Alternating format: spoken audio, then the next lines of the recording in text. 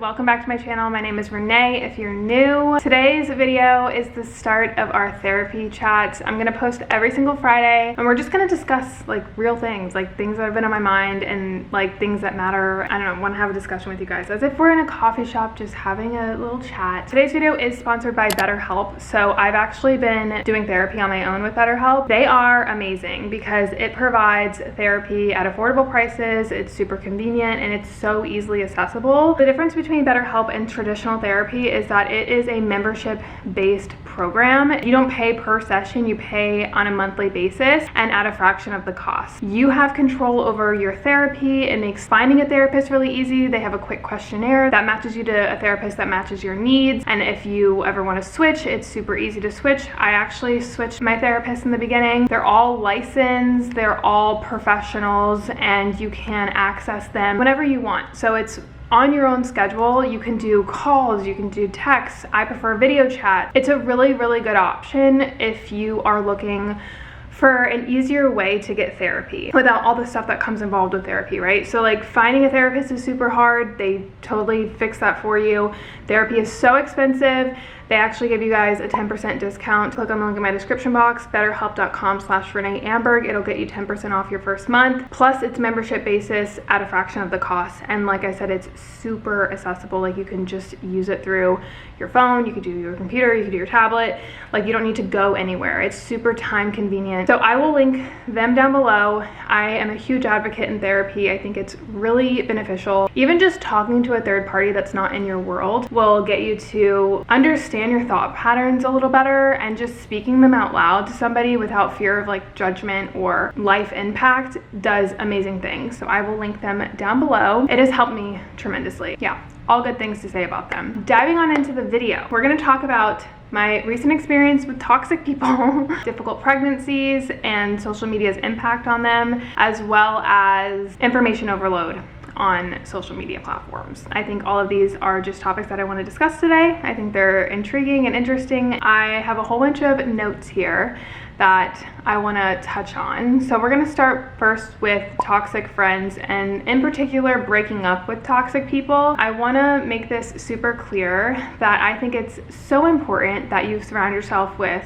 good people and people who make you a better person. It can really mean the difference of living a fulfilled, happy life and living a stressed out life. My life honestly just did a complete turnaround. Like I became a mom, I got sick, I was in the hospital for a while, I had a baby that was sick in the NICU for 3 months. Like my life was just completely flipped. A lot of things opened my eyes as to who was in my life and for like what purpose they were in my life for. I noticed a lot of just really toxic traits within certain people when I was going through this. It got me thinking about what makes like a good friend. I came up with 5 things that I feel like are super important in a good quality friend. First of all is that they live with integrity. I think it's so important that they not only contribute to your relationship, but they contribute to society as well. The certain people in my life I realized were not good humans. They were thinking selfishly in a way that was harming other people. I don't know, I think it's really, really hard to find nowadays people who want the best for themselves, because what makes you think that they're going to want the best for you if they're not even doing that with themselves? The people that I was surrounding myself with, it was honestly embarrassing how they treated others, especially strangers. Like if I didn't know you, would you be good to me? If you're not good to these other people, I don't know, it's just not a good feeling to be around somebody who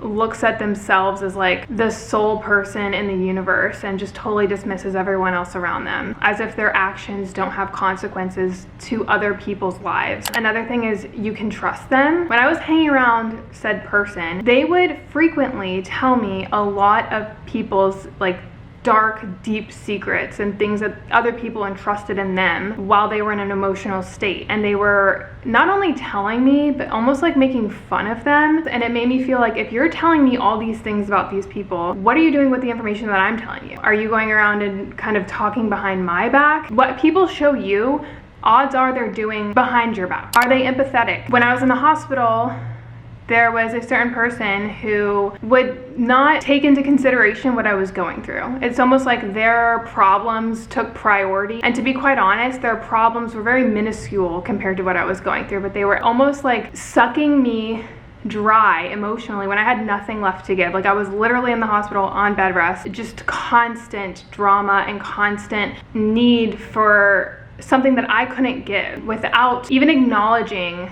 where I was in my emotional state and what I was going through. Does spending time with them make you feel good? A lot of the times when these people would leave, I would go to Xander and I'd be like, oh my God, they did this, I didn't like that they did this and this and this. I didn't feel good when they left. They just kept picking and saying these like nasty things about me, about other people, in like a subtle way that just, it didn't make me feel good. I never left feeling like, oh my God, that felt so good to be around those people. Like, you know, when people leave, if they make you feel good and elated and you felt like you just got your battery recharged versus drained, and you could just go on and on and on about things that you didn't like about that interaction. That's not a good sign, right? Another thing is, are they low maintenance? A lot of these people required a lot of effort for me to keep them afloat. A friendship is two-sided, right? Like, you're supposed to be there for them and you're supposed to like hype them up, and like they're supposed to do the same for you, but it shouldn't be draining. You shouldn't be left like it was a full-time job. That's something that I really value in a quality friendship now, is that I feel like they're manageable. Looking at the opposite, the qualities that I thought were qualities of a bad friend, they are a bad influence. So like I said about contributing to society, like, are they doing good things for the world? The people that I've been surrounded with have done horrible things. It was embarrassing. It's like so embarrassing. I never want to be tied to that. I just don't come from that world. I respect people. I respect people's property.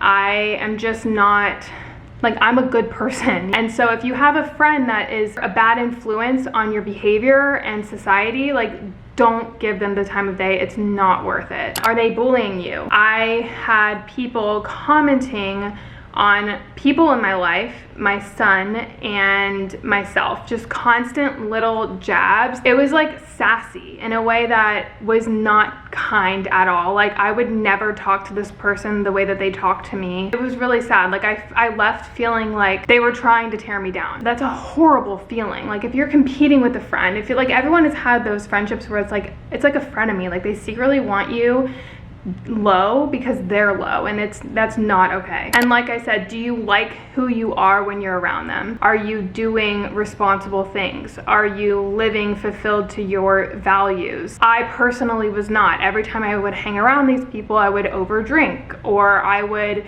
go out to places that I personally wasn't getting anything from. Honestly, I was drained from them, and I simply outgrew them. I just didn't realize this in the moment because you're so caught up in these behaviors that you've been accustomed to within this friendship for quite a while. When you take a step back and you've got your values and yourself checked, you can see how these people can influence you. Like, it's a overplayed saying, but you are who you hang out with. Like, the top 5 people that you hang out with, like, that's the sum of who you are. And so you want to make sure those top 5 people are making you a better person as well. Like, you don't want them to tear your character down. With that said, I think I struggle with how long I've known a friend for. I think it's something that I've always been attached to. It's like, your real friends aren't measured in time. Like, you could have a new friend come in your life and be 20 times more impactful than the person that's been in your life since you were born. Initially, you're very selective with your friendships, but the longer that friendship goes on, the less you give that friendship a second thought. It's just, it is what it is, right? But that's so toxic because you can outgrow these people. These people can go into different paths. Like, it doesn't matter how long you've known this person for. It's okay to let people go. Like, it is okay. You can go through a breakup with a friend. Yes, it's tough. Yes, it's sad. Do what's good for you. And now that I have a family involved, do what's good for your family and the people around you. I need to be better at this. I'm a homebody. I love the familiar. I'm a very loyal person. So this is very, very difficult for me, but it's something that I need to learn is part of life, and it's part of becoming the best version of yourself and continuing to grow, whether people come along with you or don't. You need to set those boundaries for yourself and for your family. Get rid of those toxic people in your life to level up to get to that next better version of yourself. I was watching Kelly Stamp's video. She has like another channel where she just talks like this. I'll link it down below for you guys. Friends that pray for you. And it's like such a wild concept these days because people don't talk about religion and they don't talk about beliefs and all of that. But when someone says, oh, I prayed for you, like they took the time out of their day before they put their head on their pillow to not only think about you, but to wish the best and wish you well and put that out into the universe and to God. That is such an overlooked action within a friend. And it's so sad that we don't value that and we don't do that ourselves. I challenge you tonight, before you go to bed, to pray for somebody, their success in life. Society is so much geared towards selfishness and like your track of life, but that you're dismissing the tribe that you have around you, which also impacts your life and your success. And so when you pray for other people and you pray for friends that will pray for you, you will get them, and then those people will pray for you and you guys will grow together. It's such an amazing feeling to have someone say, I prayed for you, especially your specific problems that seem like so small to the other world because you're the only person going through them and it's like your struggle no one understands. But when somebody says specifics within your life and wishes you well, that is such an amazing quality in a friend. And so I've just realized the older I become, the pickier I become with my friends, and that's okay. Like I need to stop harping on the loss and focus more on what I gained from the loss. Xander said too, I was kind of feeling almost like just sad, you know, it's just a sad thing in general. Any breakup is sad, whether the person's good, bad, or ugly. He's like, they don't deserve to be in your life. Are they acting deserving? They're not acting privileged to be in your life. Like, that's just a bad quality in itself. You provide a certain type of friendship to them. Who you are contributes to themselves and their lives. If you're a good person and you're aligned with your values and your morals, like that's a privilege for them to be in your life. And for them to totally ignore that and just take it for granted, they don't deserve to be in your life. And it's okay for those people to go because it will give way to people who do. I want to talk about difficult pregnancies, in particular social media involved with pregnancies. I obviously had a difficult pregnancy. I was going great until I got sick, and then I ended up having my baby at 27 weeks. He was in the NICU for 3 months, and I never hit my third trimester. The second trimester, the best one, was like my worst one. I was in the hospital for a month. Like all these things happened. And when you go online and you see these picture perfect pregnancies and people popping out babies left and right and people complaining about things that you wish that you had. For example, for me, it's like hitting the third trimester, or those like little baby bump growths, or like getting things done during your pregnancy and traveling during your pregnancy. They complain that they lost their body, and I'm like, oh, I wish I hit that, you know? Being tired when they come home with their baby, but I never got to go home with my baby. Or they complain about having a C-section, or they tell you these elaborate plans of these like completely natural, like at-home births, and you're like, okay, I never had an option to do that. Small things like that irk me. It irks me so bad. And it's not that I'm not happy for them, it's that I'm grieving and I'm sad for my loss and what I missed out on. It doesn't help when that's constantly thrown in your face. And I think that a lot of people on social media depict pregnancy in a completely different light. Pregnancy online is not honest. Some people deal with miscarriages, some people, babies passing away. They deal with trouble getting pregnant. Like there's just a whole bunch of things that are involved with pregnancy. Pregnancy is such a crazy world, and it's so uniquely different for everyone. And it's so easy to fall into that pitfall of like, boo-hoo me, I have it the worst, or like I went through, you know, but there's always someone who's had it worse than you, but that doesn't take away from your experience. And I was watching a podcast called the Unplanned Podcast with Matt and Abby, who have been popping out babies, and it's like literally pregnancy, birth, happiness galore content. And they had a girl named Bella Grace on their podcast, and they have been trying to get pregnant for so long. They tried everything. They're gonna end up adopting, but she told this story about how when she found out Abby was pregnant, she went home crying. And it's not that she wasn't happy for her friend, it's just like they got pregnant accidentally right after they already had their baby. And it's almost like you look at God and you're like, why can they have it but I can't? Like, did I do something wrong? Am I supposed to be a mother? It's such a like spiraling pitfall to fall down on when you're being thrown ideals of what other people's pregnancies are. It makes you feel like life is unfair, and it's being unfair to you. Nature is not unfair. It's society and the norms that society puts on people that is unfair. Nature doesn't discriminate. I was reading an article and it said I wasn't performing my pregnancy in public, and she was talking about how before social media there weren't all these like elaborate photo shoots and pregnancy updates and pregnancy advice because there was no one to look to. Like, you talk to your group. I looked at that quote and I'm like, you know what, if I ever get pregnant again, I'm not gonna post about it. Like, I'll say I'm pregnant, but I'm not gonna sit there and show bump updates and all this stuff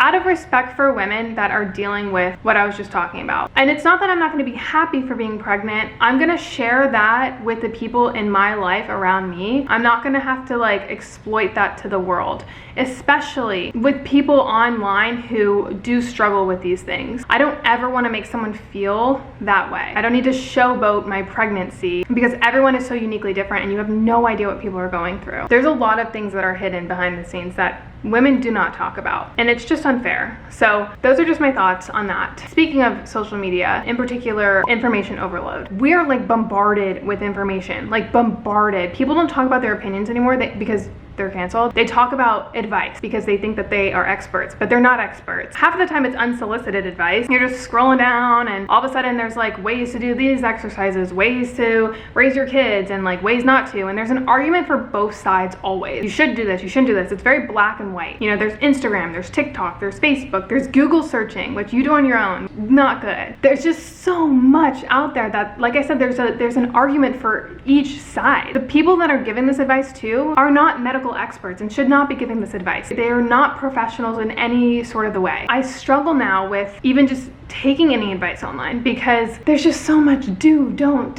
like that. It literally takes away from your journey and learning. I want to embrace the simplicity in life. I want to get away from that advice column that's online. And I think it's important to be mindful about what you're taking in. It's so easy to fall down that rabbit hole of like seeing something for the first time and just believing everything that you see and taking advice from random strangers online. That's just so not good for your mental health because they're going to be pulling you in all different ways, right? Everyone is so uniquely different and everything that they do. Their bodies are different, their experiences are different, their kids are different, their incomes are different, their culture is different. What might be right for you might not be the same for everyone else. I'm going to take my media and restrict it, set the boundaries for myself and my mental health. Only go on social media platforms that don't promote scrolling because the scrolling is what gets you. This is what I'm doing. If I'm on Instagram, I'm gonna go to the stories. I can look at people's stories, I can pinpoint who I wanna see, I can mute people's stories I don't wanna see. I'm not gonna go to the scrolling page. I've never been on TikTok, I've never had a TikTok. YouTube, I can pick and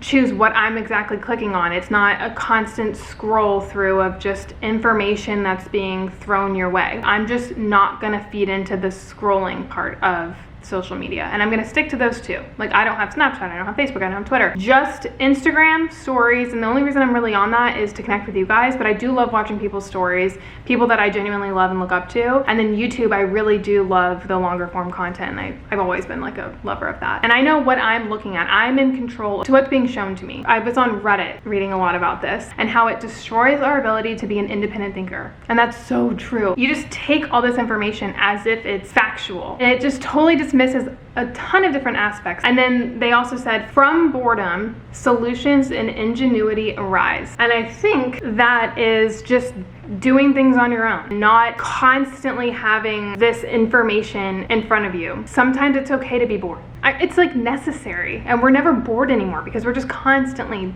being thrown all this stuff. And I just think it's so important these days to set those boundaries. That's our therapy chat. I hope you guys enjoyed. I will see you guys next Friday for another therapy chat. If you guys have any sort of additional things that you want to add to this conversation, comment down below. I'm gonna go crazy in the comment section. I love talking about this kind of stuff. So I love you guys so much. Thank you so much for hanging out with me. I hope you guys have an amazing weekend, and I will see you guys for another therapy chat next Friday.